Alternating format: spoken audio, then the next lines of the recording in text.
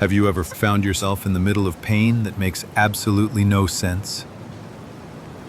Maybe you lost someone unexpectedly. Maybe you've been hit with illness, heartbreak, failure, or just this heavy, unshakable sadness. And there's no clear reason why. It doesn't seem fair. It doesn't seem right. And the worst part? There's no explanation that makes it okay. It's one thing to go through pain when you know it's for something. A tough workout that builds strength.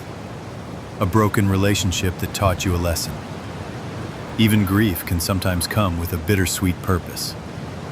But what about the pain that just crashes in and leaves destruction behind, with no silver lining in sight? That kind of suffering, the kind that feels utterly meaningless, is the most crushing of all. Why do we experience that? If there's a loving God, why does He allow pain that seems pointless? Why would a powerful, good Creator allow His children to suffer like this? Why do the innocent get hurt? Why do prayers go unanswered? These are not just philosophical questions, they're deeply personal ones. And C.S. Lewis asked them too, not as a distant theologian, but as someone who knew what it was to bleed inside. Lewis wasn't writing the problem of pain from an ivory tower. He was a man who lost his mother at a young age, fought in World War I, and later faced the agonizing death of his wife. He knew pain, and he didn't run from it. He wrestled with it, not to explain it away, but to search for meaning inside the storm. In this video, we're diving into some of the most powerful insights from C.S. Lewis on why suffering exists, and more importantly, how we can endure it. We're not going to offer empty cliches or shallow comfort. Instead, we're going to ask real questions, face the darkness honestly, and explore how, even when life makes no sense, pain might still carry meaning.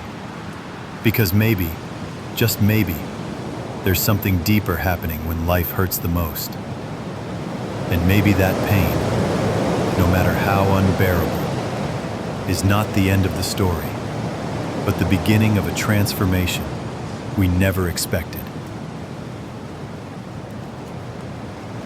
There's a reason why unexplained suffering hits us so hard. It violates something deep within us. We're wired to believe in justice. From the time we're children, we have an instinctive cry, "That's not fair." And when life brings suffering that we didn't cause, didn't choose, and don't understand, that cry becomes deafening. We look at the world and expect a kind of moral symmetry. Good things should happen to good people. Bad things should come as a consequence of wrongdoing. That's the world we want to believe in, a world with rules and order. But reality often laughs at that logic. The kindest people we know battle cancer. Innocent families are torn apart by tragedy. Hard workers go broke, and those who lie, cheat, and manipulate sometimes rise to the top, untouched and unpunished. This disconnect between what should be and what is creates a special kind of anguish. We feel betrayed, not just by circumstances, but by the very framework of existence. It's like the universe promised us something and then broke its word. And for many, that betrayal extends all the way to God. If there's a divine plan, why does it look so chaotic? If there's a good creator, why does he seem absent when we're hurting most? C.S. Lewis didn't shy away from these questions. He acknowledged that suffering isn't just about the physical or emotional pain. It's about the moral confusion it brings. He wrote that we don't merely suffer from pain, but from the apparent injustice of pain. It's not just that we hurt, it's that we feel the hurt is undeserved, unearned, and unanswered. Imagine standing by the hospital bed of a child dying from a disease she didn't cause. Try to explain why that kind of suffering exists. We can't. And that helplessness tears at something sacred inside us. We cry not only for relief, but for clarity, for meaning, for some kind of moral accounting. And when none comes, the silence is louder than the pain itself. This is why many people lose faith during their darkest moments. Not because they reject the idea of God, but because they feel rejected by Him. Silence feels like abandonment. Absence feels like betrayal. If He's real, we wonder, why doesn't He speak? If He's love, why doesn't He act?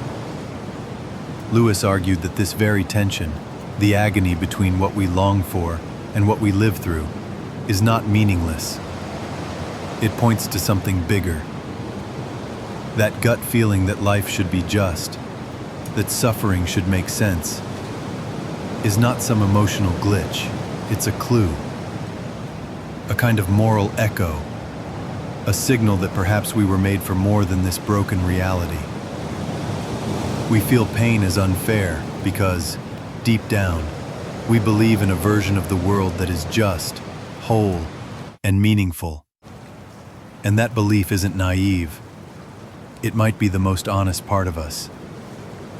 In fact, Lewis suggests, it's a glimpse of the divine, a reflection of the world as God intended it, and as He promises it will be again.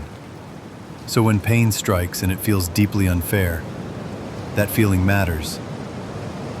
It's not a flaw in your faith. It's part of what makes your faith human. And maybe, instead of fighting that ache, we can start to listen to what it's telling us about who we are and who God might be, even in the silence. When C.S. Lewis tackled the problem of pain, he did so with a question that has haunted theologians, skeptics, and believers alike. How can an all-powerful, all-loving God allow suffering in His creation? If God is strong enough to stop evil and kind enough to want to, then why does evil exist at all? This isn't just an intellectual puzzle. It's a deeply emotional contradiction. The image of a good God and the reality of a broken world seem impossible to reconcile. And Lewis felt that tension. He didn't try to escape it or minimize it. Instead, he wrestled with it honestly.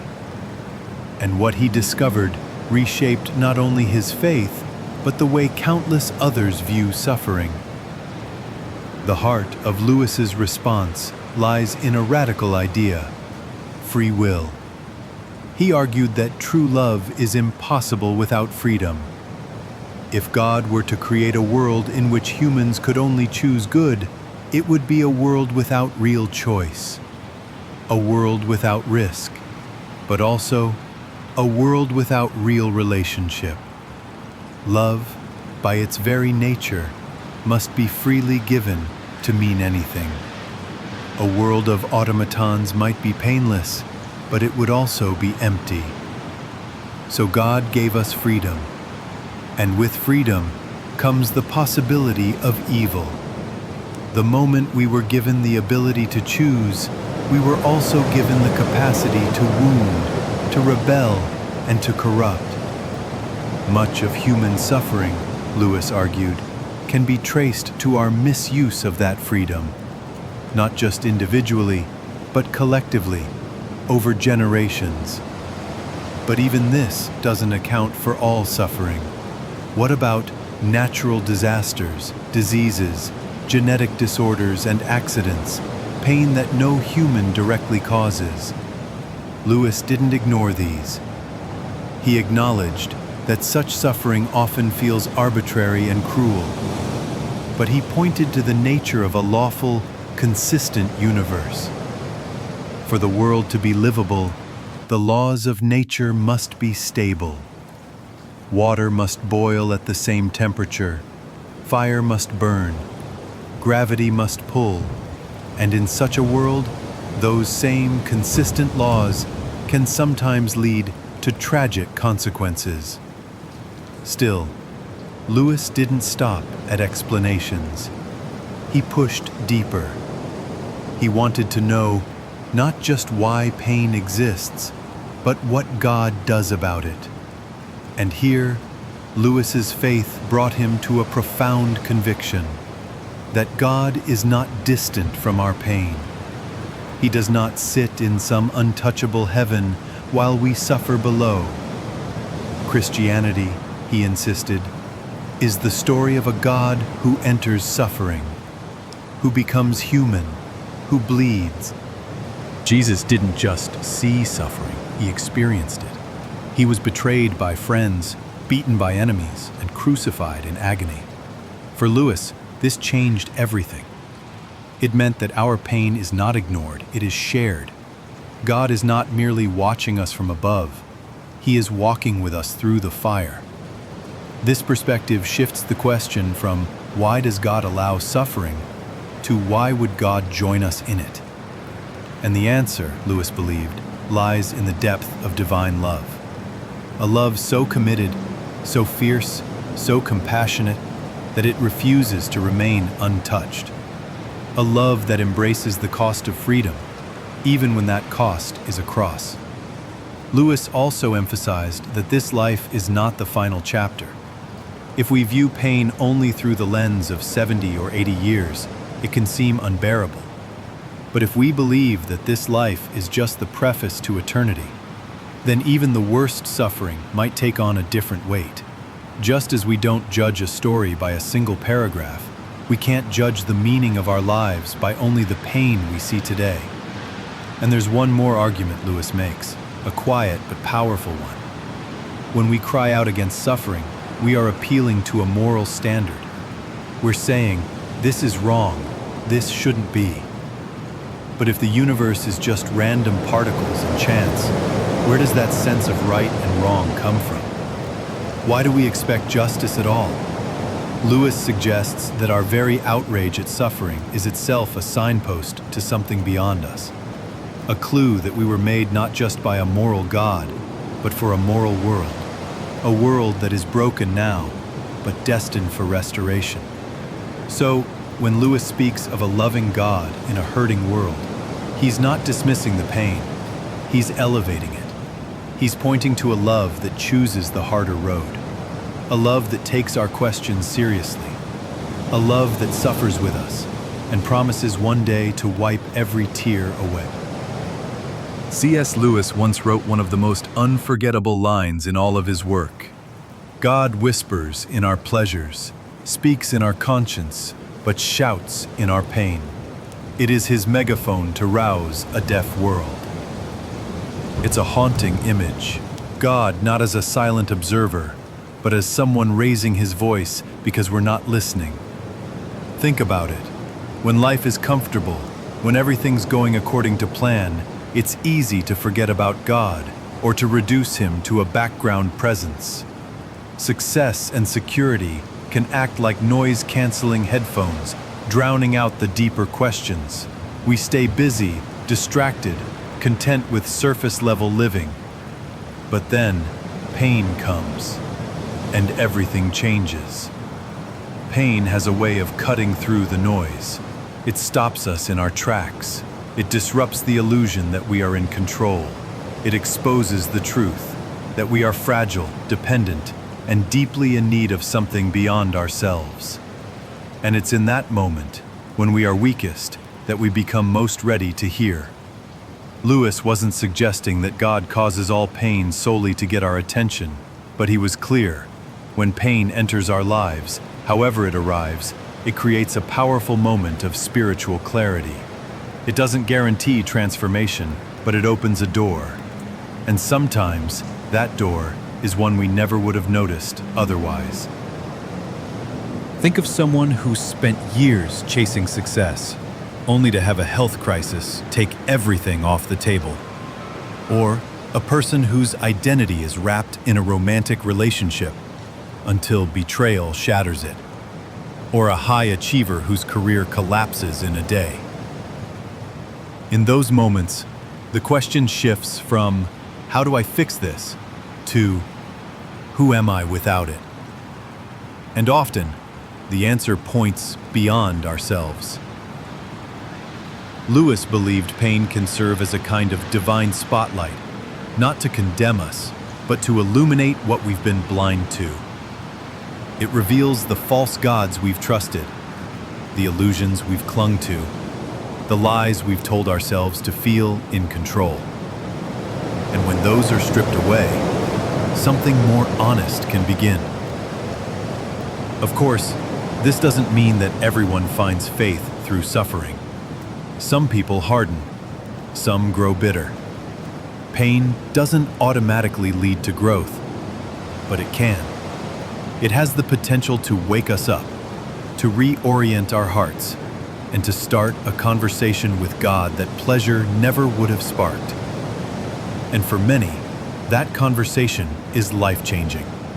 It doesn't remove the pain, but it reshapes it. It gives pain a voice, not just a scream of despair, but a whisper of invitation. Come back. Look deeper. Trust me. You're not alone. This is the painful mercy of suffering. It doesn't make pain good, but it refuses to let pain be wasted. It becomes the moment when eternity breaks through time, when God doesn't just whisper, but shouts in love to bring us back to what matters most. Pain doesn't have the final word, but it often speaks the first word in a deeper dialogue. And if we're willing to listen, we might hear not just the sound of pain, but the sound of grace calling us home. One of the hardest ideas to accept, yet one that C.S. Lewis returns to again and again, is that pain can play a necessary role in transforming us. Not because pain is inherently good, but because we are not inherently whole. In fact, Lewis believed that part of the reason suffering exists is because we need to be changed.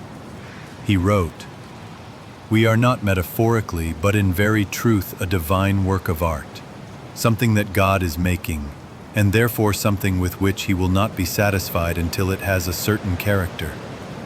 That character, formed through hardship, patience, humility, and dependence, is something that doesn't develop in ease. It often grows through fire." Lewis used the powerful analogy of a sculptor and a block of stone. At first, the process looks violent. Chisels strike, shards fall, the shape is unclear. But over time, the vision becomes visible. The pain had a purpose. And in the hands of the sculptor, the suffering was never random. It was redemptive. Another image Lewis used was that of a surgeon. Imagine going into surgery. You're asleep, vulnerable, cut open. And if you were conscious, the pain would be unbearable. But the surgeon's goal isn't to harm, it's to heal. The wound is necessary, because without it, the disease stays inside. It's a violent grace, but a necessary one. Lewis believed God sometimes allows pain in our lives not to punish us, but to free us from pride, from self-deception, from spiritual complacency. It's not that God enjoys seeing us hurt. On the contrary, love is the reason he allows it, because real love is not satisfied with leaving us as we are. It wants more for us. It wants us to be whole, even if the path to wholeness is through hardship. This idea is difficult, especially when we're in the middle of suffering. It can feel like cruelty. But Lewis argued that if God is a loving Father, and if we are his children, then discipline and transformation are expressions of care, not neglect. Just as a parent doesn't let their child play with fire or eat only candy, God doesn't leave us to our destructive desires, even if we beg him to. And let's be honest, none of us naturally choose the refining process. We want comfort, not confrontation. But growth often requires both. The chisel must strike before the shape can emerge.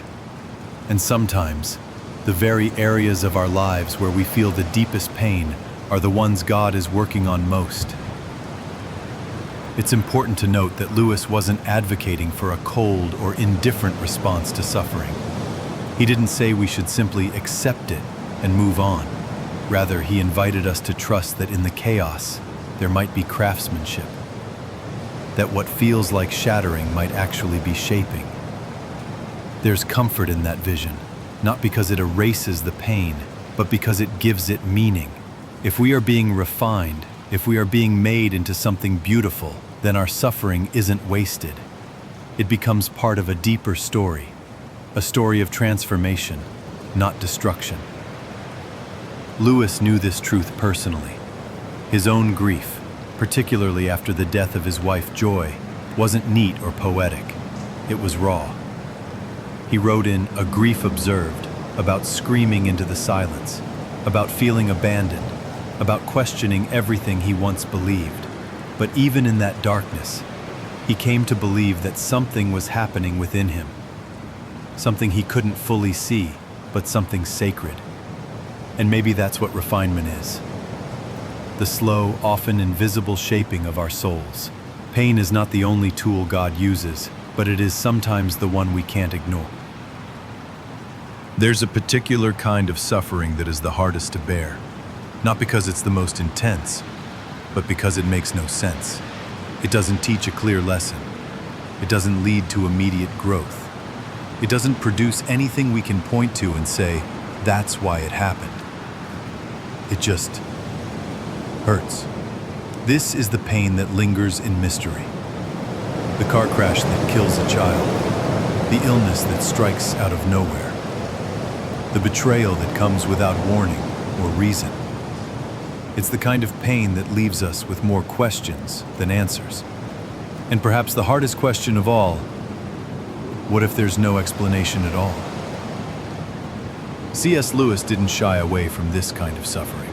In fact, he wrote that there are moments when all the theology, all the philosophy, all the reasoning falls silent, and we're left with nothing but raw grief.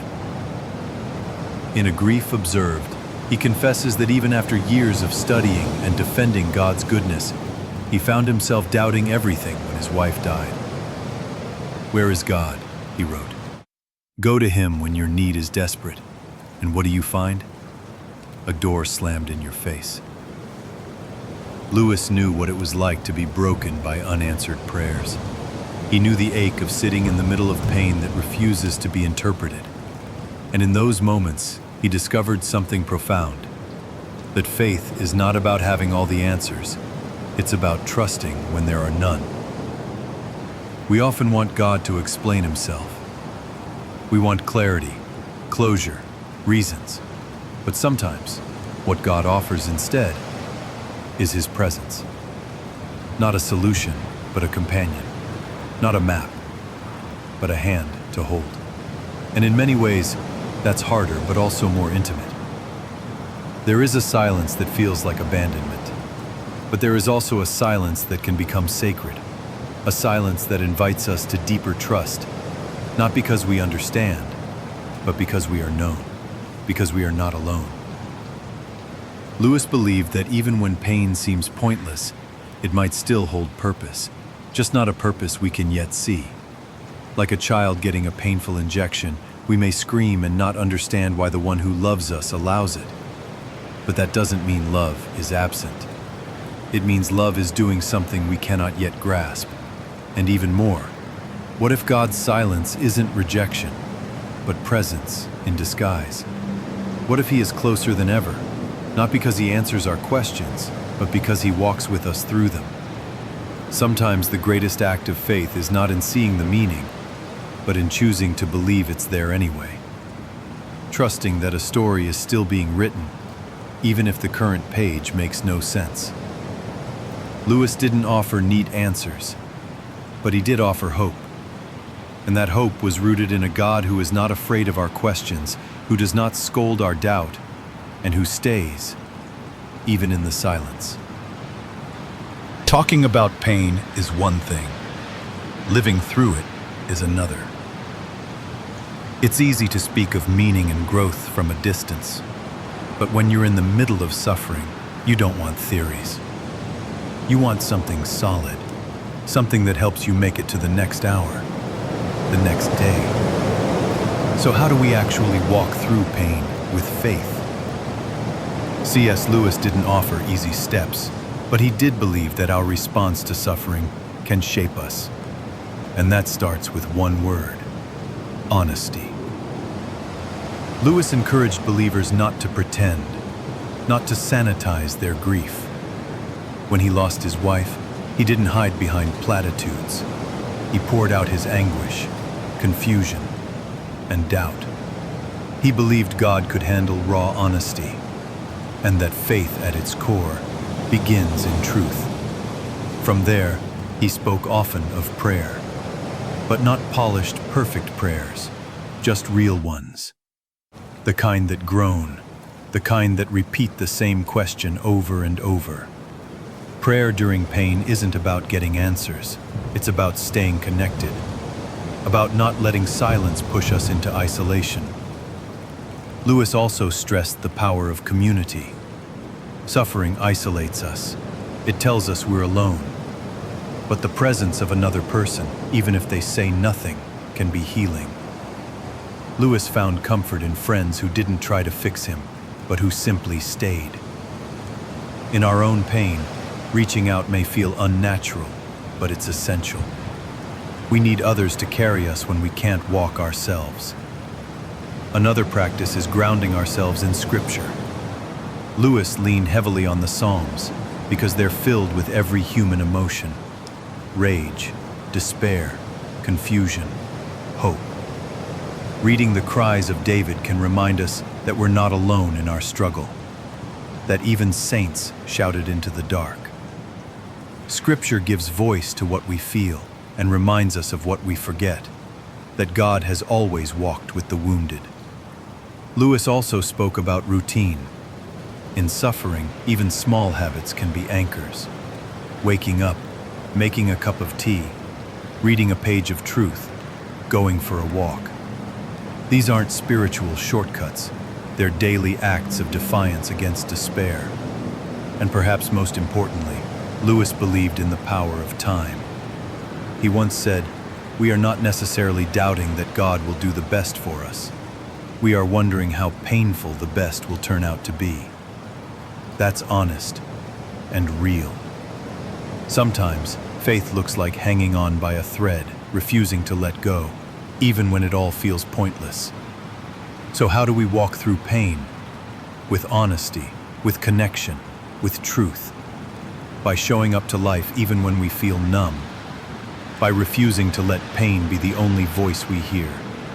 By reminding ourselves, again and again, that this is not the end of the story. Because even in the fire, even in the ache, God is still present. And sometimes that presence is the only thing that carries us forward.